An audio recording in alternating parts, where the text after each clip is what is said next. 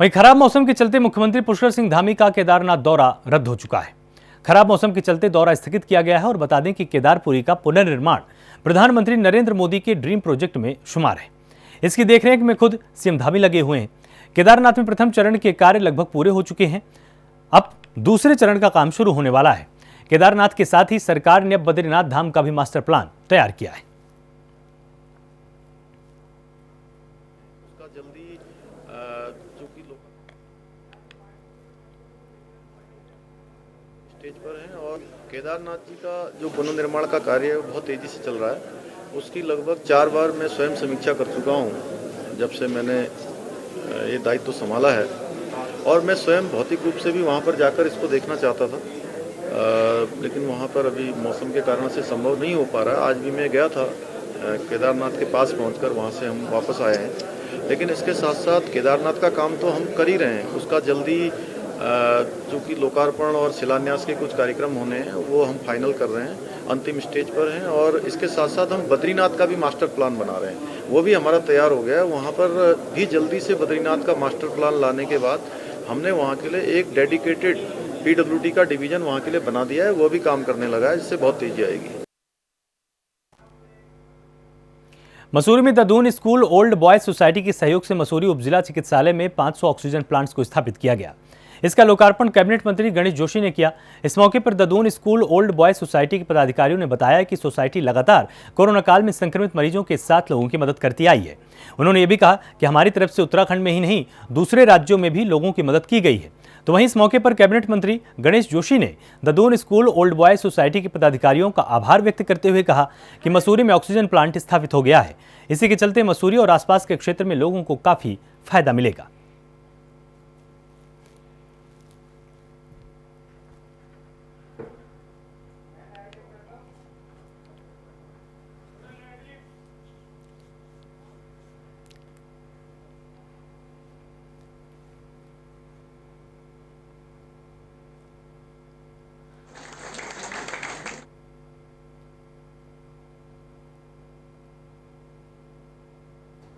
उत्तराखंड में gender equality को दूर करने के लिए प्रदेश में एक बड़ी योजना की शुरुआत हुई है।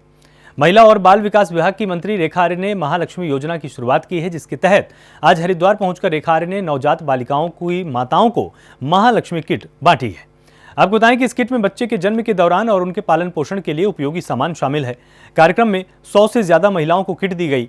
मंत्री रेखा आर्य ने कहा कि बच्चियों के लालन पालन के लिए महालक्ष्मी किट वितरित की जा रही है। इसके साथ ही रेखा आर्य ने भी कहा कि बेटियां हमारी शान हैं और अभिमान भी। इन्हीं बेटियों से ही संसार संचालित होता है।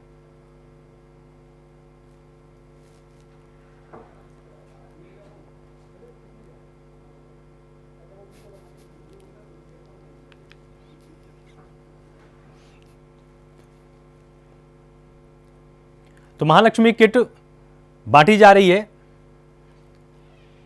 और जेंडर इनइक्वालिटी को दूर करने के लिए यह महालक्ष्मी योजना चलाई गई है। देखिए, मुख्यमंत्री महालक्ष्मी किट योजना में अपने आप में इतना करंट है कि महिलाएं इसे प्राप्त करते हुए अपने आप पे गौरवान्वित महसूस कर रही है। अपने आप ही उनके अंदर एक खुशी है और वो सरकार को धन्यवाद कर रही हैं कि क्योंकि प्रसव के उपरांत में उसको जिस चीज़ों की ज़रूरत पड़ती है वो चीज़ें उस समय उनके परिजन जो है भागते भूगते लेकर आते हैं, लेकिन सरकार ने उनके लिए तत्काल उसी समय जो है महालक्ष्मी किट की व्यवस्था करके दे दी है, जिसमें माँ से जुड़ी हुई भी और बच्ची से जुड़ी हुई सारी जो सामग्रियों की आवश्यकता होती है उसका एक पूरा संकलन है। उसमें पोषण को लेकर भी उसमें पूरा सामान रखा गया है।